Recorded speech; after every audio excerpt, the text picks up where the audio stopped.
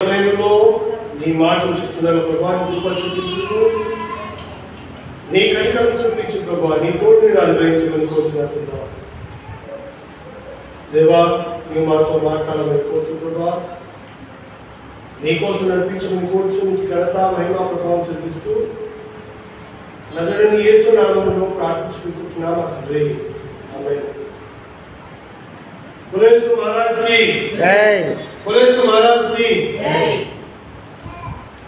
ఈ సమయంలో కొద్ది నిమిషాలు దీని ఒక మాట్లాడడానికి ముందుగా కూడి వచ్చిన అందరం మనము ఒక మాట ఆలోచన చేసుకుంటాము.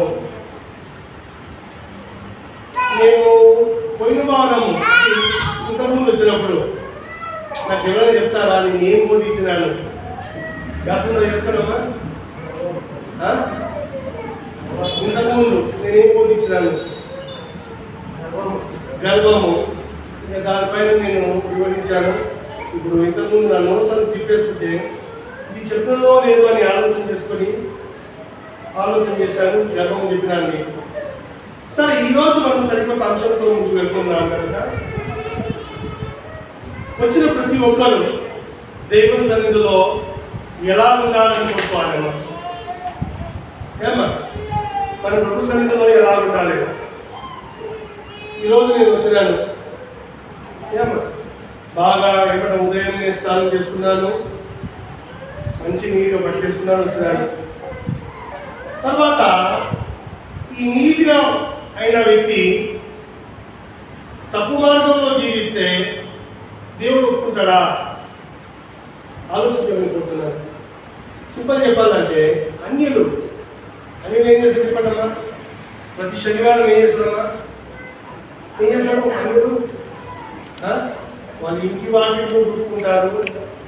శనివారం ఏం చేస్తారు? తలస్నానం తీసుకుంటారు, మంచిగా పిల్లలు స్నానం చేస్తారు, పరిశుద్ధులుగా ఉండడానికి, వాళ్ళు జీవించడానికి ఆలోచన చేస్తారు. మనం కూడా ఆదివారం నాడు ఎలా ఉంటున్నామని ఆలోచించుకుంటే పరిశుద్ధులుగా నీతిమంతులుగా జీవించడానికి మనం అనుకుంటాము, ఆలోచన చేస్తాము. ఈరోజు వాటి విషయంలో మనం ఆలోచన చేసుకుంటాం. అసలు ఏది పరిశుద్ధమైన జీవితము గమనించుకోవాలి. అసలు ఎలా జీవిస్తే మనం పరిశుద్ధులుగా ఉంటాము, ఎలాంటి నడత నడిస్తే మనం పరిశుద్ధమైన జీవితంలో జీవిస్తున్నామని అర్థం చేసుకోవాలి. ఇక ఈ బైబిల్ పక్క పెట్టి ఏం పక్క పెట్టామా ఈ బైబిల్ను పక్క పెట్టి అనేక మంది జీవిస్తారు. వారి జీవితంలో వారి ఆలోచనలు ఏమనుకుంటారంటే ఏదో తెల్లబట్టలు వేసుకుంటేనే పరిశుద్ధం. ఏమనుకుంటాము? తెల్లబట్టలు వేసుకుంటేనే పరిశుద్ధం. ఒకటి, ఆదివారం గుడికి పోతేనే పరిశుద్ధం అని అనుకుంటాను. ఎప్పుడమ్మా ఆదివారం గుడికి పోతేనే పరిశుద్ధము, లేదా గట్టిగా హల్లెలూయా అంటేనే పరిశుద్ధము, లేదా ఇంకా ఆలోచన చేసుకుంటే పాటలు పాడితేనే పరిశుద్ధము. ఇలా రకరకాల ఆలోచనలు.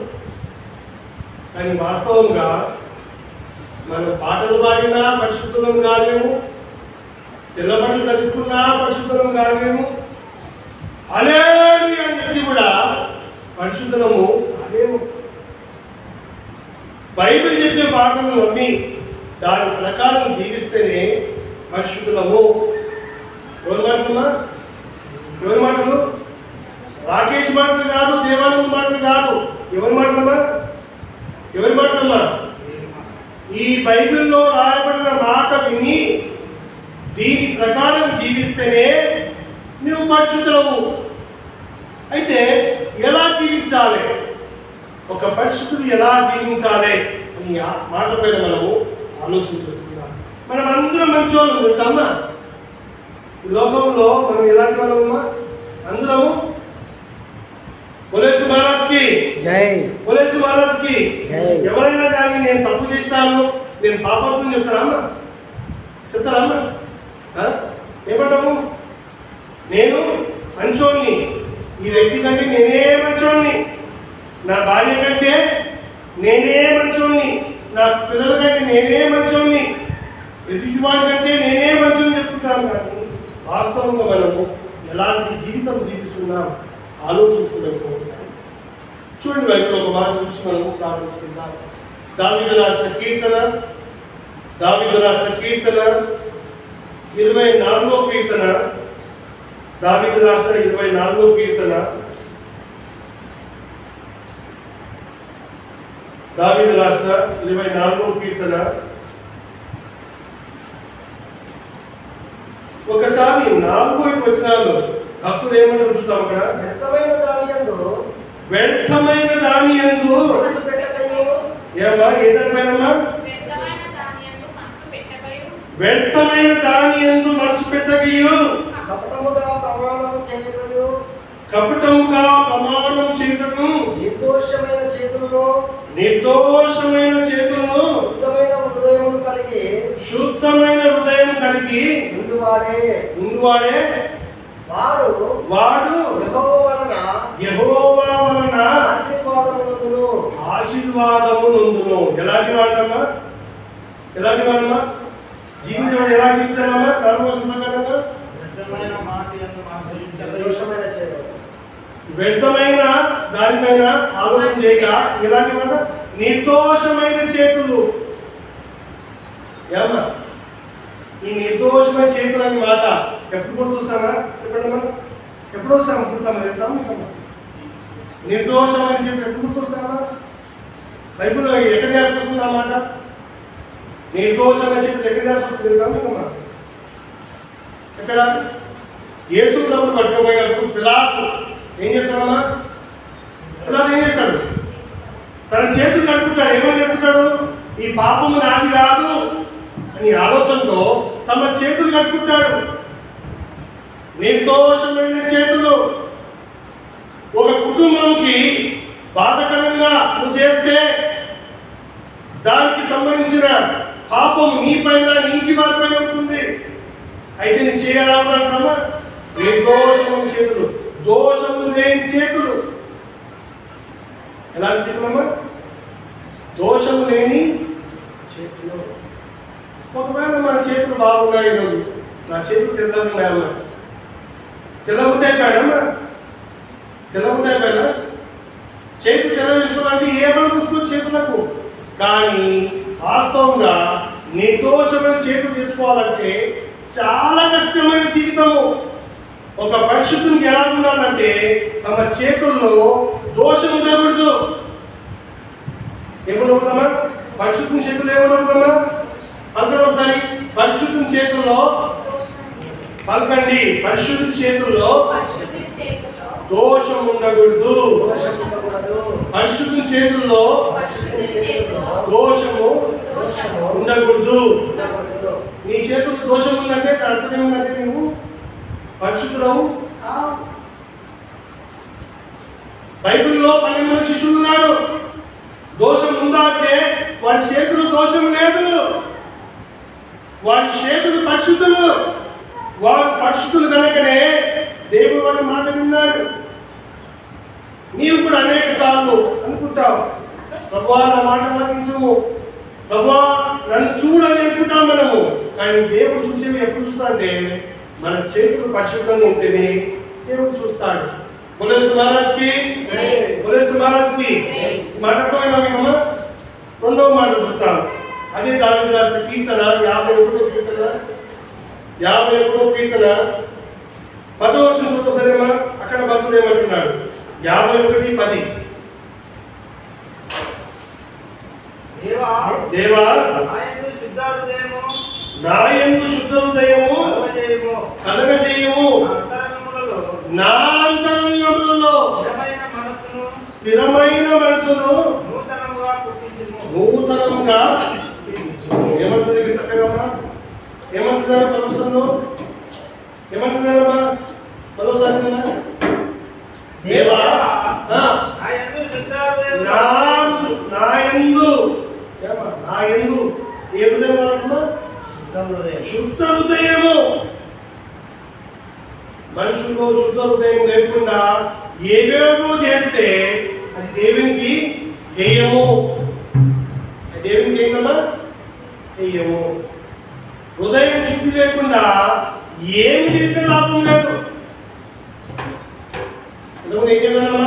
ఏం చెప్పానమ్మా? ఫస్ట్ ఏముండదమ్మా? మన చేతుల్లో నిర్దోషం. మన చేతులు ఎలా ఉండాలమ్మా? నిర్దోషం అంటే దోషం లేని చేతులు మనం ఉండాలంట. రెండోది శుద్ధ హృదయము. రెండోది శుద్ధ హృదయం అంటే పాపం లేని హృదయము, పాపపు ఆలోచన లేని హృదయము, మంచి హృదయము. యేసయ్య బిడ్డలుగా మనం జీవిస్తే మంచి హృదయం కలిగి జీవించాలి. ఎప్పుడైతే అలా జీవిస్తావో అప్పుడు నీవు పరిశుద్ధుడవు, నేను పరిశుద్ధుని. అప్పుడే ప్రభువు మన మాట వింటాడు. ఇవి లేకుండా మనం ఏం చేసే లాభం లేదు. ఏమన్నా సామెత తెలుసమ్మా? సామెత ఈ గినిషంలు ఉంటాయమ్మా, గినిషంలు నీళ్ళతో తప్పున వాడేస్తే సపరేట్ ఎక్కువ వస్తుందా? ఉత్తగా వాడేస్తే సపరేట్ ఎక్కువ వస్తుందమ్మా? ఉట్టిగా వాడేస్తే డమా డమా సపరేట్ వస్తుంది. నీళ్ళు దాన్ని ఏదో పెట్టి వాడేస్తే సపరేట్ రాదు. అలాగే మన జీవితంలో కూడా హృదయం ఎలా ఉండాలంటే కపటం లేని జీవితం కాదు, శుద్ధమైన చేతులు, నిర్దోషమైన చేతులు, పాపం లేని జీవితము, అన్యాయం లేని జీవితం జీవించమని దేవుని ఒక మాట కోరుతుంది. ఈరోజు అనేక మంది ఈరోజు చెప్తున్నాం అంటే ఈరోజు ఉదయం నుంచి మా ఫోన్లో మేము ఫోన్ ఉదయం అనుకున్నాను నేను ఎక్కడ పోతే బాగుంది ప్రభావ, మా ప్రార్థన అయిపోయింది, ఫ్రీగా ఉన్నాను, ఎక్కడ ఉండి బాగుందని అనుకుంటూ కూర్చున్నాను. అప్పుడే దేవానందకి ఫోన్ చేశాడు. దేవానంద్ అనుకున్నాడు అన్నా ఇక్కడ వచ్చి బాగుంది ఆలోచించుకున్నాడు అనుకోని కూర్చుంటా. శుద్ధమైన హృదయం అంటే ఎక్కడో పోతే రాదు. ఈ నుంచి మంది ఉంటారు ఎక్కడో ఉంటుంది. బుద్ధికి పోతాం గంటలు గంటలు మోకాలు ప్రార్థన చేస్తాం కానీ నడుములు ఏముందంటే మొడతాలో ఉంటుంది. ఏముంటుందా నడుములో? నడుముకి ఏముంటామా? నడుముకి ఏముంటుంది? మొడతాల మోకాలు ప్రార్థన చేస్తాడు. దేవుడు ఉంటాడా ప్రార్థన? నడుము మొడతాలు మోకాల ప్రార్థన దేవుడు వింటాడా? వింటాడా? చెప్పండి కాదు. నీ ముందుగానే మనిషే బాగాలేదు, నీ జీవితం బాగాలేదు. దేవుడి పైన ఆధారపడితే దేవుడిని ప్రార్థన వింటాడా అని చెప్పి విన్నాడు దేవుడు. కనుక ఆలోచించబడిపోతున్నాడు మన జీవితం ఎలా ఉంది, మనం ఎలాంటి వాళ్ళము, మన చేతులు నిర్దోషమైనవా? కష్టమాడు. రెండో మాట ఏం చెప్పినామా మీకు? ఎలా ఉన్న హృదయం ఎలా ఉంటుందమ్మా? శుద్ధ హృదయం కలిగి చూస్తున్నాను. ఈ రెండు లేకుండా మనం ఏం చేయలేము. కనుక ప్రతి వారు సంఘంలో మనం ఆలోచించుకోవాల్సిన మాట ఇది. మన చేతులు బాగుండాలి, తర్వాత మన హృదయం బాగుండాలి. యథార్థమైన మనసుతో ప్రార్థన చేస్తే దేవుడు ఖచ్చితంగా ఆశీర్వాదించండి. మత్తయి సువార్త 5వ అధ్యాయం, మత్తయి సువార్త 5వ అధ్యాయం మనం లోపలికి వెళ్తున్నాం కనుక జాగ్రత్తగా నేను ఆలోచించాలనుకుంటున్నాను. మత్తయి సువార్త 5వ అధ్యాయం ఒకసారి 8వ వచనం ఒకసారి. హృదయ శుద్ధి గలవారు ధన్యులు, వారు దేవుని చూచెదరు. ఎవరి హృదయం అయితే శుద్ధిగా ఉందో, ఎవరి హృదయం అయితే మంచిగా ఉందో, ఎవరి హృదయంలో కపటం లేని హృదయం ఉందో అలాంటి హృదయము దేవుని చూస్తుంది. అలాంటి హృదయము దేవునికి ఇష్టము. అలాంటి హృదయానికి దేవుడు కోరుతున్నాడు. అలాంటి వారు దేవుని చూస్తానని దేవుడు ఒక మాట చెప్తుంది. 2వ కొరింథీ రాసిన పత్రిక 7వ అధ్యాయం. ఇది విచిత్రం చూడండి ఒకసారి. 2వ కొరింథీ రాసిన పత్రిక 7వ అధ్యాయం 1వ వచనం చూడండి ఒకసారి. 2వ కొరింథీ రాసిన పత్రిక 7వ అధ్యాయం 1వ వచనం.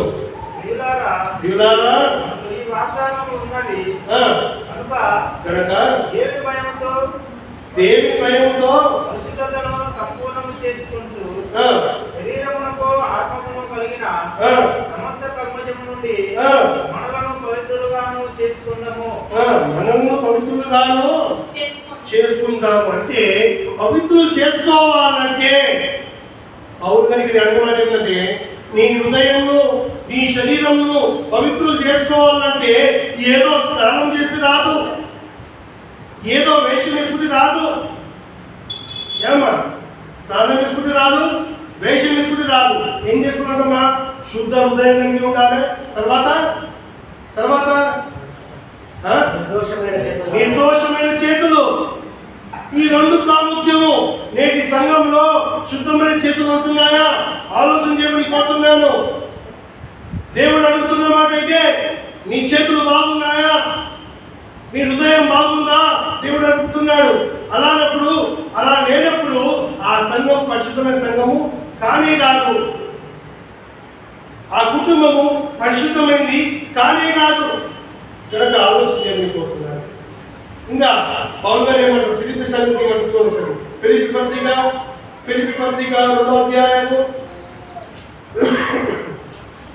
2వ అధ్యాయము ఒకసారి 14 చదవండి. 14 నుంచి. మీరు మూర్ఖమైన వక్రజనం మధ్య నిరాపరాధులను, నిష్కపటములను, అనిందులైన దేవుని కుమారులైనట్లు సనుగులను, సంశయములను మాని సమస్త కార్యము చేయుడి. ఎంత మంచి మాట, ఎంత పవర్ఫుల్ స్టేట్మెంట్. ఆ స్టేట్మెంట్ తెలుసమ్మా? ఏమంటున్నాడమ్మా? పౌలు గారు తన మాటలో, తన వాకులు అంటున్నమాట, తన మాటలో గట్టి అంటున్నమాట. ఏమంటున్నాడు? మీరు మూర్ఖమైన ఏదమ్మా? మూర్ఖమైన వక్ర జనుల మధ్య నిరాపరాధులను, నిష్కపటములను, అనిందులైన దేవుని కుమారులైనట్లు సనుగులను, సంశయములను మాని సమస్త కార్యములను చేయండి. తర్వాత అట్టి జనముల మధ్య మీరు జీవవాక్యము చేత పట్టుకొని లోకమందు జ్యోతుల వలె కనబడుతున్నారు. అందువలన నేను వ్యర్థముగా పరిగెత్తలేదనియో, నేను పడిన కష్టము నిష్ప్రయోజనము కాలేదనియో నాకు అతిశయకరముగా కలుగును. పౌలు ప్రయాసం అదే. ఆ కాలంలో సంఘంలో పౌలు కష్టం అదే, పౌలు బాధంతా అదే. సంఘం వెళ్తున్నాడు, ఆ సంఘం విడిచిపెట్టి పోయిన తర్వాత మళ్ళా సంఘం చెడిపోతుంది. కుటుంబంలో పోయిన తర్వాత ఆ కుటుంబం దేవుడికి మాట్లాడించాక ఆ కుటుంబం నుంచి పౌరు బయటికి రాగానే మళ్ళీ ఆ కుటుంబం చెడిపోతుంది. ఆలోచన చేయబడిపోతున్నారు. అదే పరిస్థితి. కనుక మనకు దేవుడు చెప్పిన మాట ఇదే ప్రాముఖ్యమైనది. ఎలా ఉండాలంటే మన చేతులమ్మా, మన చేతులు ఎలా ఉండాలంట? నిర్దోషమైన చేతులు ఉండాలి. రెండవ మాట, శుద్ధ హృదయం కలిగి మనం జీవించాలి. ఈ రెండు ప్రాముఖ్యమైన యంత్రాలు. ఈ రెండు ఉంటేనే అతను కానీ, ఆమె కానీ, నేను కానీ మనము పరిశుద్ధంగా జీవించగలమని దేవుని ఒక మాట సూచిస్తుంది. ఇంకా చూడండి, మొదటి తిమోతి రాసిన పత్రిక 1వ అధ్యాయం, 1వ అధ్యాయము 5వ వచనం సరేనా? 5వ వచనంలో ఉపదేశ సారమేమనగా పవిత్ర హృదయం నుండి మంచి మనస్సాక్షి నుండి నిష్కపటమైన విశ్వాసము కలుగు ప్రేమయే కొందరు వీటిని మానుకొని తొలగిపోయి తాము చెప్పు వాటినైనను నిశ్చయమైనట్టు నుడిగా పలుకు వాటినైనను గ్రహింపక పోయినను ధర్మశాస్త్రోపదేశకులై ఉన్నగోరి నిష్ప్రయోజనమైన ముచ్చటలకు తిరిగి. ఏమంట అంటే ఆ కాలంలోనే తిరిగింది, అంతేగాని ఈ కాలంలో కాదు. ఏ కాలంలో? ఆ కాలంలోనే ఉంది. పరిశుద్ధత అంటే ఏంటంటే ఆ కాలంలో వేషం వేసుకున్నారు. పౌలు కాలంలోనే ఎలా జీవించాలి, పరిశుద్ధంగా ఎలా ఉండాలనుకుంటే ఇక వేషం వేసుకున్నారు. అంతే. ఒకటి తెల్లబట్టలు అంటాడు, మాట అంటాడు, ఒకడు ఆ మాట.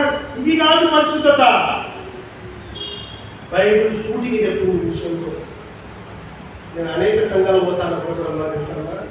ఒక సంఘంలో పోయి పరిశుద్ధత విషయం బోధించడానికి బోధిస్తున్నప్పుడు ఏమైంది సంతకమ్మా, బోధిస్తున్నా ఒక ఆయన ఆత్మాభిషేకం వచ్చి టపటప చెట్టు కొట్టుచాలేసింది. అది ఆపరిశుద్ధతమ్మా, అది ఆత్మాభిషేకం. చెప్పండి, తప్పు. అది ఆత్మాభిషేకం వస్తే టపటప చెప్పట్టు కాదు. ఆత్మాభిషేకం వస్తే అనేక మందికి క్రీస్తు వైపు నడిపిస్తావు, నీతిగా జీవిస్తావు, న్యాయంగా జీవిస్తావు, నమ్మకంగా జీవిస్తావు. అది వదిలేసుకొని టపటపటపటపట కొట్టుకోవడం కాదమ్మా. సంఘంలో నాటి బోధ రావాలని దేవుడు కోరుతున్నాడు. ఆ రోజుల్లో పౌలు అది చెప్పాడు. నమ్మినది ఎవరు? ఇది ఎప్పుడు అంటారు, తర్వాత నాదే జీవితం, నాదే అలవాటు. కనుక ఆలోచించమని కోరుతున్నాను. నేటి దినంలో ఈ 2025 సంవత్సరంలో మన జీవితంలో మార్పు రావాలి. అజ్ఞాన కాలం కనుక వదిలేసుకున్నాం, కానీ నేటి దినంలో జ్ఞానయుక్తమైన బోధ కావాలి. దేవుడు కోరిక అదే. మన చేతులు బైబిల్ ఇచ్చాడు దేవుడు, చదవలేకపోతున్నాము. కనుక ఆలోచించమని కోరుతున్నాను. ఏమైనా సందర్భం ఎలాంటి స్థితిలో మనం ఉంటున్నాం గమనించమని కోరుతున్నాను. మొదటి పేతురు రాసిన పత్రిక 1వ అధ్యాయం ఇది మార్చుకోండి. మొదటి పేతురు రాసిన పత్రిక 1వ అధ్యాయము, మొదటి పేతురు 1వ అధ్యాయము ఒకసారి 22వ వచనం చదవండి. మొదటి పేతురు 1వ అధ్యాయం 22వ వచనం. అక్కడ కూడా చాలా చక్కటి మాట ఉంటుంది. పేతురు గారు చెప్తున్న మాట 1:22. మీరు క్షయ బీజం నుండి అక్షయ బీజం నుండి పుట్టింపబడిన వారు. అక్షయ బీజం అంటే ఏంటమ్మా? అక్షయ బీజం అంటే ఏంటి? అక్షయమైందండి. అక్షయమైందండి చెడిపోయింది, పర్మనెంట్. అక్షయ బీజం అంటే పర్మనెంట్ సీడ్ అంటారు దాన్ని. ఎప్పుడు చనిపోదు, అది అక్షయమైంది. వాటి నుంచి మనం ఏమైనా కనుక నిష్కపటమైన ఏదమ్మా నిష్కపటమైన సహోదర ప్రేమ కలుగునట్లు మీరు సత్యమునకు విధేయుల చేత మీ మనసులను ఏదంటమ్మా మీ మనసులను ఒకరినొకడు హృదయపూర్వకంగాను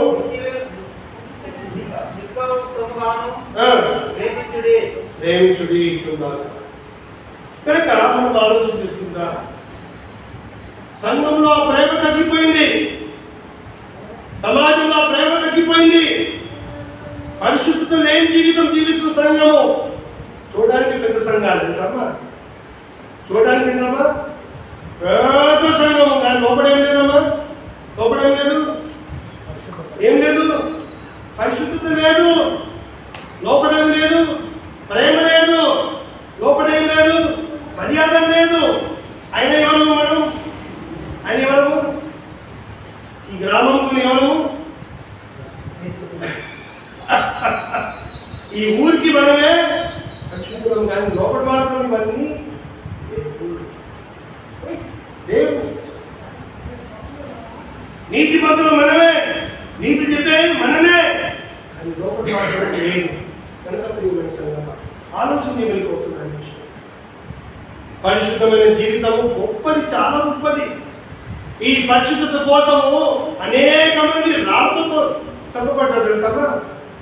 వారి జీవిత పరిశుద్ధత కోసము, దేవుని కోసము రాళ్ళతో పెట్టబడ్డారు. నీ విశ్వాసం పొందుతావా, చచ్చిపోతావా అంటే చావడానికి సిద్ధపడ్డారు వాళ్ళు. కానీ వారి జీవితంలో పరిశుద్ధత మాత్రం వదులుకోలేకపోయారు. ఈరోజు అలాంటి జీవితం జీవిస్తున్నామని ఆలోచన చేయకపోతున్నాను. నీవు కానీ నేను కానీ అలాంటి గుణగణాలు కలిగి ఉంటే చాలా గొప్ప వాళ్ళం. ఇంకా చూడమ్మా రెండో పేతురు 3వ అధ్యాయము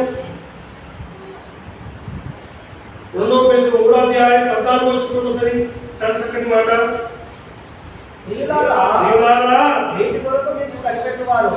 వీటి కొరకు మీరు కనిపెట్టువారు కనుక శాంతం గలవారై ఆయన దృష్టికి నిష్కలంకంగాను నిందారహితముగాను కనబడినట్లు జాగ్రత్త. అది ఎవరు చూడాలమ్మా? ఇప్పుడు ఎవరు? రాకేష్ కాదు, నేను కాదు, దేవానంద్ కాదు, సంగపద కాదు, ఎవరు చూడాలమ్మా? బొలేసు మహారాజ్కి ఈ మాట అర్థమైనది, నీకు ఈ మాట అర్థం కాలేదు నీకు. మనకి ఎవరు చూడాలమ్మా? మనకి ఎవరు చూడాలి? మనం జీవిస్తున్నాము. ఇప్పుడు సపోజ్ మనం బియ్యం తీసుకున్నాము, చాటలు బియ్యం వేసుకున్నాము, చెరుకుతున్నాము. బియ్యంలో నువ్వు ఎక్కుతావు. ఏం ఎక్కుతామా? రాళ్ళు, రప్పలు, పురుగులు ఎక్కుతాం. తీసి పాటిస్తాను. అలానే మన జీవితంలో కూడా పైనుంచి దేవుడు చూస్తున్నాడు. దేవుడు ఏం చూడమా? చూస్తున్నాడు. చూసినప్పుడు ప్రతి మనిషిలో ఏముంది అక్కడ? 14 క్రియలాగా వీటి కొరకు మీరు కనిపెట్టువారు కనుక శాంతం గలవారై ఆయన దృష్టికి ఎవరి దృష్టికమా? దేవుని దృష్టికి నిష్కలంకమును నిందారహితులుగా. నిందారహితులు అంటే ఒక ఏమంటాము, ఒక రకమైన నింద మనపైన ఉండకూడదు. నీతిగా, న్యాయంగా, యథార్థవంతునాన్ని జీవితం జీవించాలి. నిందారహితులుగా కనబడినట్లు. తర్వాత జాగ్రత్తగా పడుడి. మరియు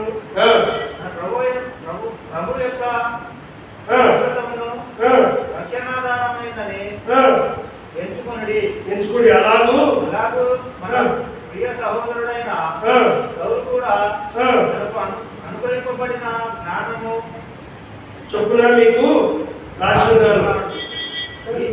ఆలోచన దేవుని దృష్టిలో మనము నిందారహితులుగాను నిష్కలంకమైన వ్యక్తిగాను న్యాయమైన వ్యక్తిగాను మనము కనబడాలంట దేవునికి.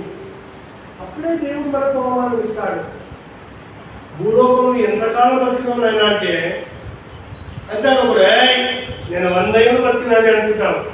100 ఏళ్ళు ఏం సాధించినామని దేవుడు అడిగినప్పుడు సమాధానం ఏముంది మనతో? చెప్పండి ఒకసారి. కొంతమంది పుట్టుకున్న 30 ఏళ్ళకి వెళ్ళిపోతారు. వాళ్ళ అదృష్టవంతులు తెలుసామా? వాళ్ళ లెక్క తక్కువ. 30 ఏళ్ళు జీవించారు కనుక దేవుని దృష్టిలో లెక్క తక్కువ ఉంటుంది. మనం 100 ఏళ్ళు జీవించామని పుట్టుకున్న 100 ఏళ్ళు లెక్కించుకోవాలి దేవునికి. 70 ఏళ్ళు జీవిస్తే 70 ఏళ్ళు లెక్కించుకోవాలి. 50 ఏళ్ళు జీవిస్తే 50 ఏళ్ళు లెక్క దేవునికి ఇచ్చుకోవాలి. 50 ఏళ్ళలో 10 ఏళ్ళు 20 ఏళ్ళు తీసి పక్కన పెడదాం లేదు. పిల్లలు కనుక ఇచ్చి పెట్టాలి. 30 ఏళ్ళు దేవుడు అడుగుతాడా లేదా? అర్థా లెక్కమ్మా. ఇప్పుడు వచ్చినప్పుడు మా ఇంటికి మా ఆశ్రమకు ఒక 500 రూపాయలు నోటు ఇచ్చినాను. ఏమని చెప్పినమ్మా, పిల్లగాడు బాగున్నా ఏదైనా తెచ్చిపెట్టమ్మా అని చెప్పి పిల్లల చెప్పు అంటే అమ్మ చెప్పు 50 రూపాయలు 5 రూపాయలు నోటు ఇచ్చి ఇచ్చినాను. ఆమె ఫోన్ చేసి నేను పోటీ చేస్తానని చెప్పింది. ఏం చేస్తాను కదా, పోటీ చేస్తానని చెప్పింది. పోటీ వండింది. పిల్లగాడి కీబోర్డ్ కొట్టి అలసిపోస్తాడు, తింటాడు, ఇది హాయిగా ఉన్నాడు. సాయంకాలం నేనేమంటానమ్మా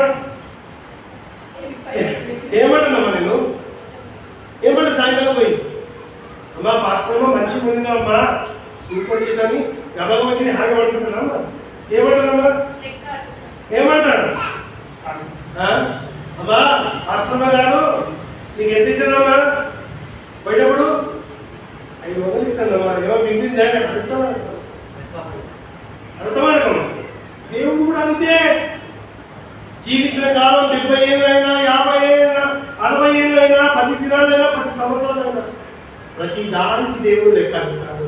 కనుక జీవించే కాలము నువ్వు ఎంతకాలం పరిశుద్ధంగా ఉన్నావు, ఎంతకాలం తెలుసమ్మా. మనం వేసే నమ్ముకున్నప్పుడు ఒక వాగ్దానం చేస్తాం తెలుసమ్మా. ఏమని వాగ్దానం చేస్తాము? ఎంతకాలం ప్రభు ఎందుకు ఉంటామంటే ఏమంటామా?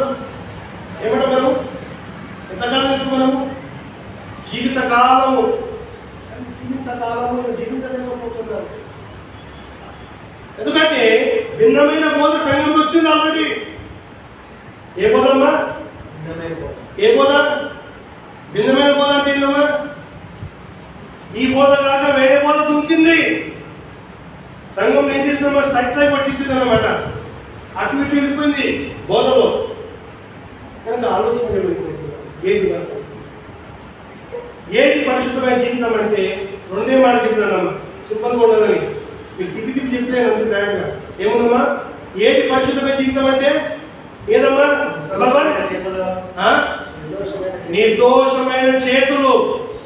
ఈ ఆదివారం దినమున నీ చేతులు నిర్దోషంగా ఉన్నాయా? పాపంతో కూడిందా? నీ చేతులకు పాపం పట్టిందా? ఆలోచన కోరుతున్నాను.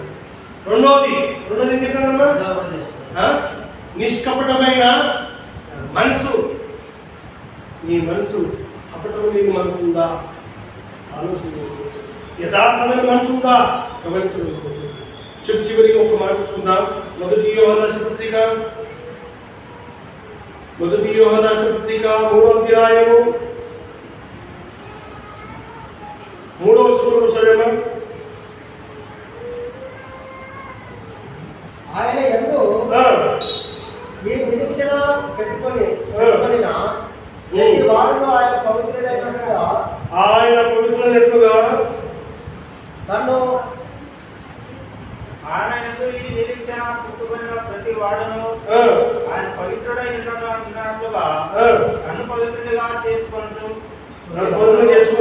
పాపం చేయి ప్రతి వాడును అతిక్రమించును. అతిక్రమమే పాపము.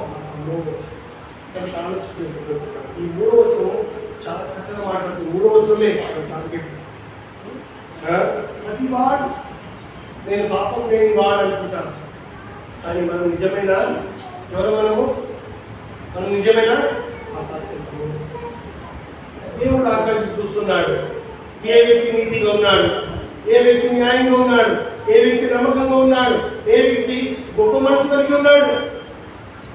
ఒకవేళ నీవు కానీ అలా హృదయం కలిగి ఉంటే లోకమంతా ఏం చేసి చెప్పాలంటే నేను ఏం చేస్తాడమ్మా?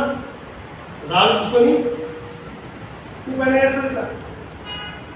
వేసినా పర్వాలేదు, నాకు లోకమంతా రాలేసినా నాకు పర్వాలేదు. ఎందుకంటే ఎవరి కోసం జీవిస్తాం మనమ్మా? ఎవరి కోసము? దేవుని కోసము. కొన్ని సంఘాలు ఉంటుంది, ప్రేమ లేని సంఘాలు ఉంటుంది తెలుసన్నా. లేవు. నిన్న కర్వాల్లో మాకు మీటింగ్ ఉంది తెలుసన్నా. మంచి మీటింగ్, మంచి సంఘం, పెద్ద సంఘం. కానీ ఆత్మీయంగా ఫస్ట్ డబ్బు ఉంది. చుట్టుముట్టు అన్ని సంఘాలు డబ్బున్న సంఘాలు. నా లోపల మాత్రము ఏం లేదమ్మా? ఏం లేదు లోపల?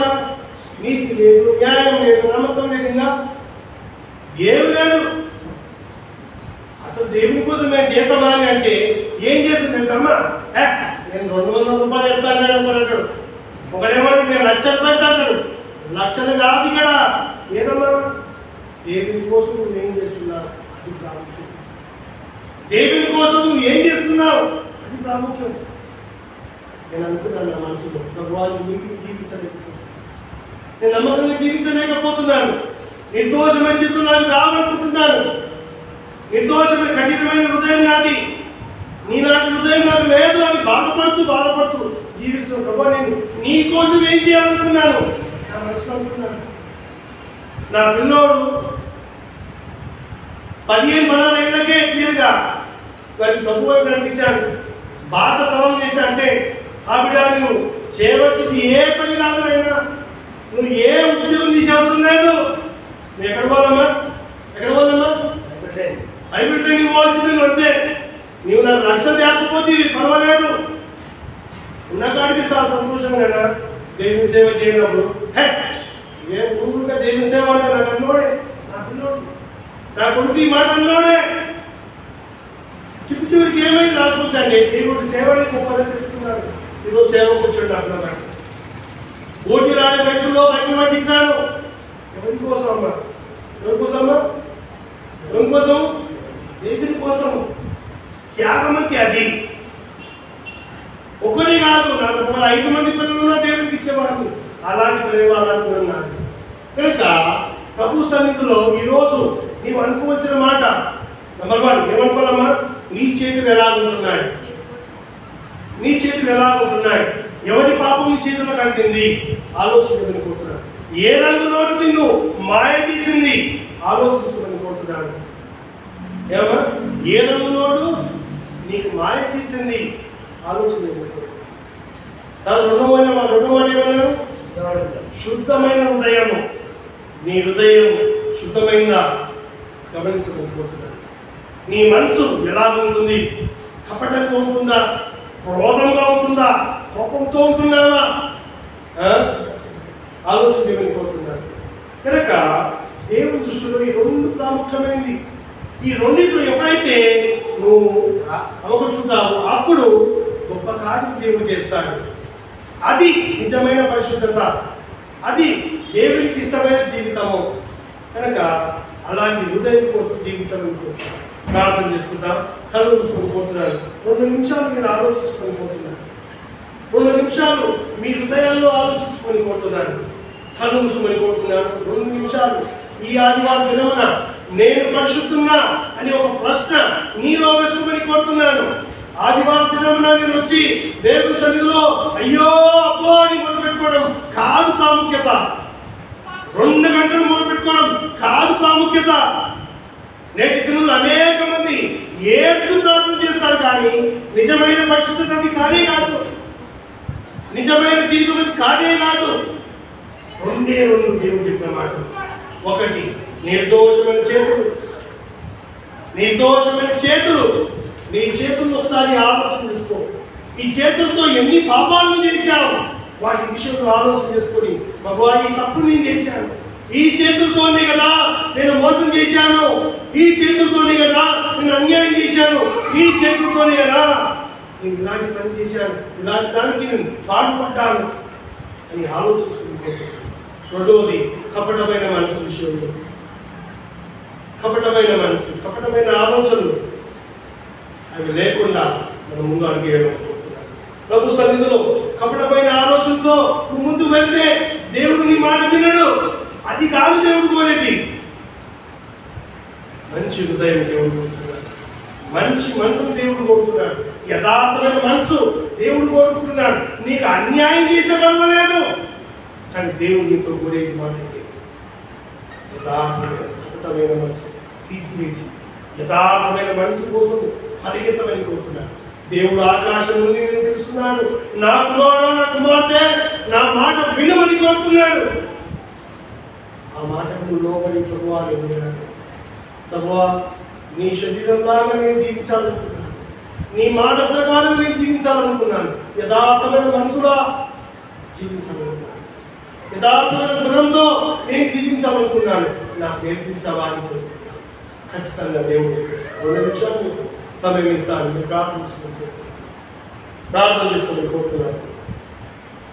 ప్రభు సన్నిధితో ప్రార్థన చేసుకుని కోరుతున్నాను. 2 నిమిషాలు దేవుని దృష్టిలో 2 నిమిషాలు యథార్థమైన మనసు కోసం ప్రార్థన.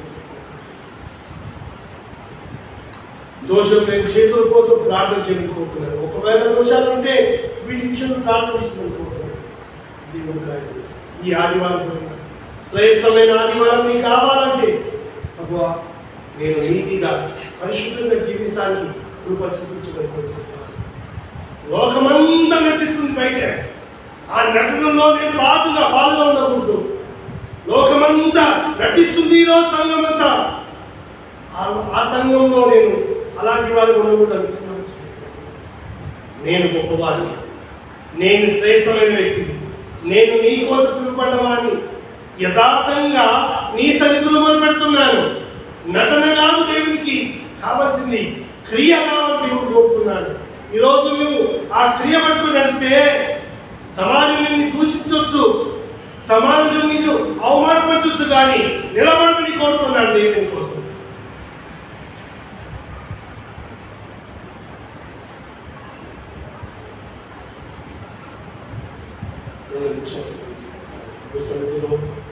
మీ హృదయం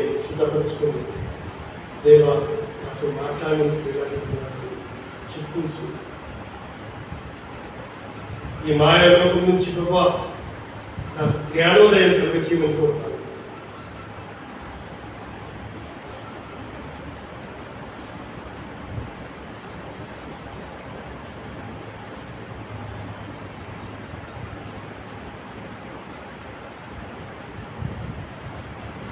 చాచిన చేతులతో ఎదురు చూచుండెను, వేచిన నీ తన్ కనులు ఉండెను. ఓ చిన్ని తనయా నీకిన్ని శ్రమలేలనయా,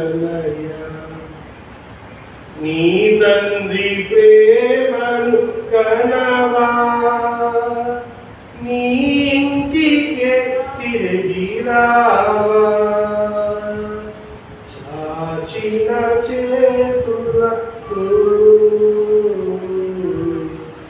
ఎదురు చూచుండెను. పరిశుద్ధమైన దేవా నీకు స్తోత్రమైనా ప్రభా, ఈ సమయంలో నీ సన్నిధిలోనైనా ఎత్తు చూపాను ప్రభా. పరిశుద్ధమైన జీవితం అంటే ప్రభా తెల్లబడిన కాదునైనా అని తెలుసుకున్నాను ప్రభా. పరిశుద్ధమైన జీవితం అంటే గట్టిగా ఆటలాడడం కాదు ప్రభా. పరిశుద్ధమైన జీవితం అంటే మాటలు కాదు ప్రాముఖ్యం. పరిశుద్ధమైన జీవితం అంటే నిర్దోషమైన చేతులు ప్రభా, కపటం లేని మనసు కనుక ప్రభా ఈ సమయంలో నీవు మాతో మాట్లాడాలనుకుంటున్నావు. అలాంటి జీవితం కోసం ప్రభా మమ్మల్ని సిద్ధపరచమని కోర్చు. నీకే ఘనత మహిమ ప్రభావం చెల్లిస్తుంది. మధ్యలో యేసు నామములో ప్రార్థించుకుంటున్నామా తండ్రి, ఆమేన్.